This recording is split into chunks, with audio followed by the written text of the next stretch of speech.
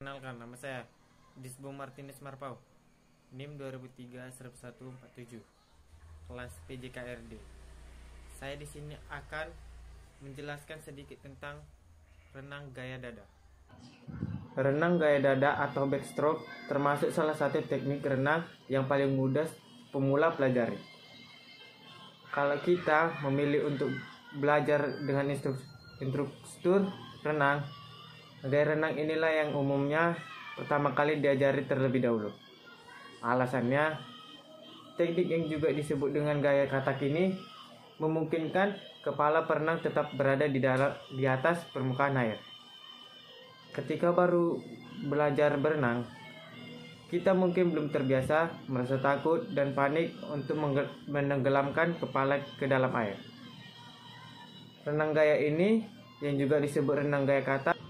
Gaya renang lain cenderung mengharuskan kepala Anda harus keluar dan masuk ke dalam air secara bergantian untuk mengambil napas. Bagi para pemula, inilah cara melakukan teknik renang gaya dada yang bisa Anda lakukan. 1. Posisi tubuh dan kepala. Posisi tubuh dan kepala yang benar bertujuan untuk meningkatkan teknik gaya dada secara keseluruhan. Saat berada dalam air, posisi tubuh harus lurus dengan permukaan air dan kepala menghadap ke depan sejajar dengan tubuh Anda. Kemudian jaga posisi bahu, pinggul, dan kaki Anda sejajar. Tapi miringkan sedikit tubuh bagian belakang Anda untuk menjaga gerakan tendangan kaki tetap berada di dalam air.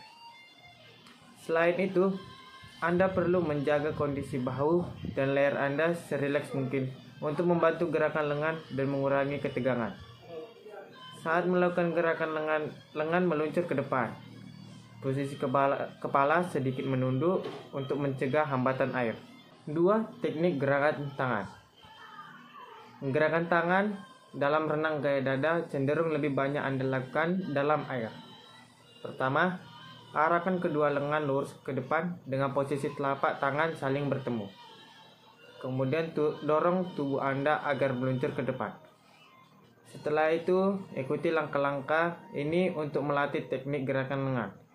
Yang pertama, dari meluncur dan posisi tubuh lumayan stabil. Gerakan kedua, lengan Anda membentuk lingkaran keluar tubuh. Yang kedua, cobalah untuk tidak membuat gerakan lingkaran terlalu besar, karena sebagian besar gaya dorong berasal dari kaki, bukan dari lengan. Ketiga, setelah membentuk lingkaran penuh, satukan kedua telapak tangan Anda pada dada bagian atas. Yang keempat, luruskan kembali kedua lengan ke depan dengan kedua telapak tangan berdekatan. Lalu mulai kembali gerakan lengan. Teknik gerakan kaki. Teknik renang gaya bebas, mayoritas gaya didorong agar tubuh meluncur ke depan berasal dari tendangan kaki pada renang gaya dada. Gerakan kaki yang Anda lakukan saat berenang mirip seperti kaki katak saat berenang.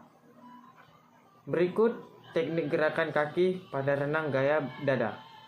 Yang pertama, setelah meluncur dalam posisi kedua kaki lurus, tekuk kedua lutut ke bawah hingga tumit mengarah ke bokong. Lalu telapak kaki juga mengarah ke permukaan air. Yang kedua, posisikan kedua lutut terbuka sedikit lebar dari pinggul, menghadap ke bawah dan berada sedikit di belakang garis pinggul.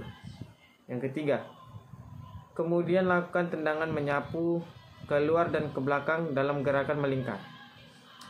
Jaga kaki Anda dalam posisi kuat dan tidak longgar.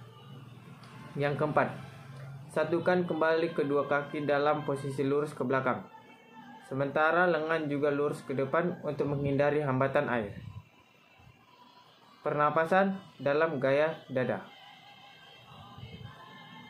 Dengan gerakan lengan dan kaki, barulah Anda bisa mempelajari teknik pernapasan renang gaya dada. Anda harus bisa melaraskan dan menentukan waktu yang tepat untuk mengambil napas. Walau lebih mudah daripada teknik lainnya, kita juga perlu menguasai teknik pernapasan ini. Yang pertama, saat kedua tangan berada di depan dada, angkat bahu Anda untuk mengeluarkan wajah dan air untuk menarik napas. Yang kedua, Angkat kepala Anda secara alami dan jangan paksakan untuk menghindari sakit punggung. Jangan juga turunkan pinggul yang dapat menghambat pergerakan. Yang ketiga, lanjutkan dengan memasukkan kepala dan buang napas dalam air ketika kedua lengan dan kaki telah rapat dan lurus kembali seperti semua. Manfaat berenang gaya dada bagi kesehatan. Yang pertama, menguatkan tulang dan otot. 2. Meningkatkan kebugaran jantung dan paru. Yang ketiga, menjaga tensi dan kadar gula agar stabil. Yang keempat, membakar lemak lebih efektif. Yang kelima, mencegah risiko penyakit kronis. Saja yang bisa saya jelaskan tentang gaya dada.